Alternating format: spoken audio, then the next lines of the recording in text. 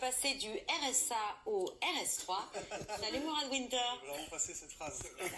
Non mais je l'ai dit parce que c'est votre folle histoire et c'est comme ça que vous rêviez d'être présenté ce soir. Ouais, bon, j'ai mis sur les réseaux sociaux, c'était une blague, mais... Et comme j'ai les réseaux sociaux malgré mon grand âge, j'ai vu. Ouais, carrément, et ben, ça fait plaisir.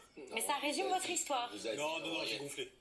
Vous n'êtes pas allé voir vous sur les réseaux, faites pas genre. Si, mais depuis ce matin, j'étais en toupie à dire c'est quoi le RS3 C'est quoi le RS3 Il a fallu m'expliquer que c'était une voiture de sport. Audi. Ah ouais. Mais moi, j'avais pas compris, je croyais que c'était un truc. Ça va très vite. Bon, pardon.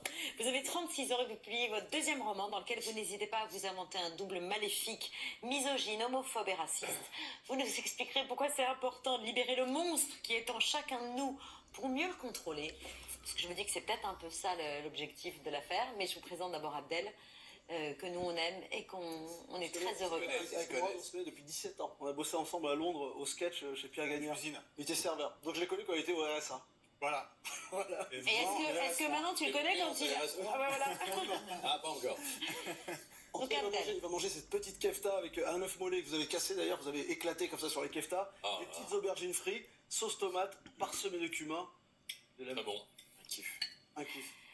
Moi, ça a été une torture, je le dis, parce que j'ai détesté cette personne pendant 4 mois, parce que j'ai dû perdre donc beaucoup de poids pour le rôle, et il a un restaurant qui est entre chez moi et ma salle de sport. Mais vraiment, et je passe tous les jours devant, et je sais Supplice. donc les odeurs.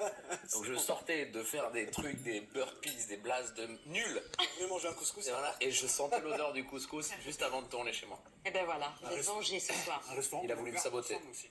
Ouais. Yema. Exactement, Yema. Est-ce que Abdel connaît votre double maléfique, Mourad, qui est donc le héros de ce roman? Les meufs, c'est des mecs bien. Il est bagagiste dans un hôtel. Il est surtout misogyne, je l'ai dit, pas vraiment religieux non plus. Il dit qu'il n'a pas ouvert un Coran depuis la chute du mur de Berlin, d'où sa grande surprise quand Adélaïde, sa copine institutrice de culture catholique, lui annonce qu'elle veut se convertir à l'islam et porter le voile. Les blagues sur le voile, on se dit que c'est le sujet casse-gueule aujourd'hui, mais vous y allez, les deux pieds dedans. Ouais, parce que moi, dans mon quotidien, on fait des vannes sur tout. Du coup, j'ai pas trouvé ça dangereux d'en parler. Et parce que en vrai, ça doit pas être dangereux d'en parler.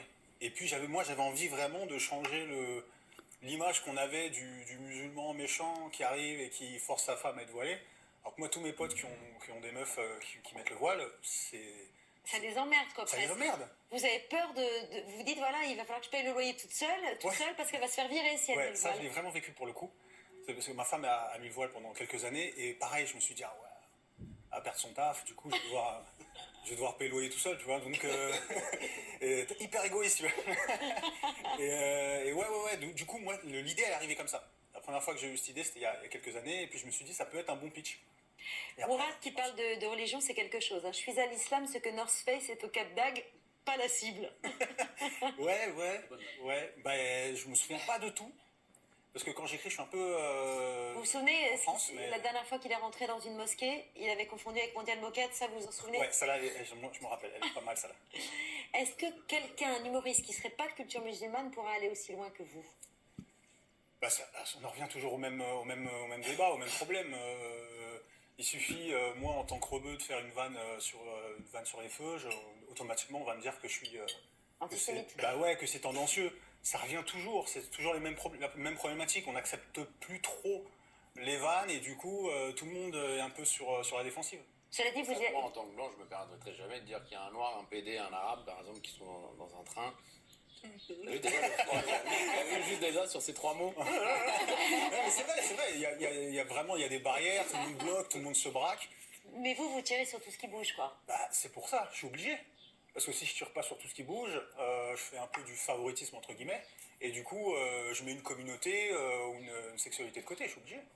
Mais vous tirez avec style, parce que c'est ça qu'on remarque d'abord, ce mélange d'argot, de langage de rue, de paroles de rap, des références plus pointues, il y a des philosophes, Schopenhauer, des choses comme ça, etc.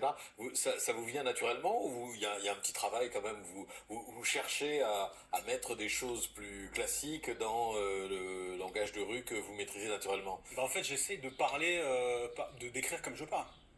Comme je parle avec mes potes, comme les Français parlent. On peut très bien parler de de Schopenhauer et de Booba dans la même phrase. Oui. Enfin, enfin, au quotidien, c'est ce que je vis, quoi. Au quotidien, vous mettez du Voltaire aussi dans vos phrases? Non, pas du tout. Ah bon, donc vous travaillez. Oui, il y a un peu de boulot, bien sûr, il y a un peu de boulot. voilà. Et après, Ouais, c'est vrai que j'essaye de mélanger les genres et le style, quoi, parce que c'est ce qui permet aussi de s'ouvrir à un plus grand nombre de personnes. Alors, dans quoi avez-vous baigné? Ivry-sur-Seine, le bar PMU de vos parents. C'est là que vous entendez à la fois votre père et ses clients. Donc ça vous... Voilà. Et puis vous étiez très turbulent. Vos parents vous ont inscrit à 13 ans dans un collège catholique du 13e arrondissement de Paris. Et donc là, choc des cultures. Donc les références classiques, ça vient de là. Un petit peu, ouais. Et le langage de rue, ça vient du bar PMU. Ça vient du bar PMU, de chez ma grand-mère qui habite en banlieue, avec qui je passe beaucoup de temps. Et du coup, je navigue entre les milieux, quoi. Je navigue entre les milieux depuis que je suis gosse. Donc ouais, il y a beaucoup de ça. Il y a beaucoup de ça dans l'écriture et ça se revoit après.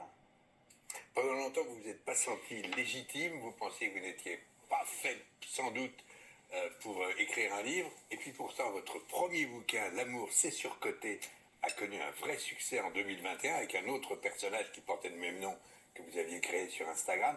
Ça doit être une vraie fierté d'avoir amené des mômes qui lisaient pas ou des jeunes gens qui lisaient pas à bouquiner. Mais c'est surtout ça, en fait.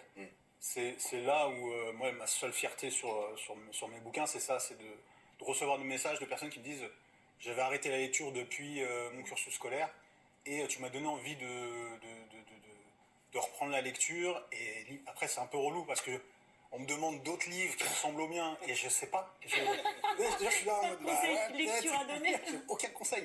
Parce que ma façon d'écrire, elle est un peu particulière. Elle est beaucoup puisée dans les réseaux sociaux.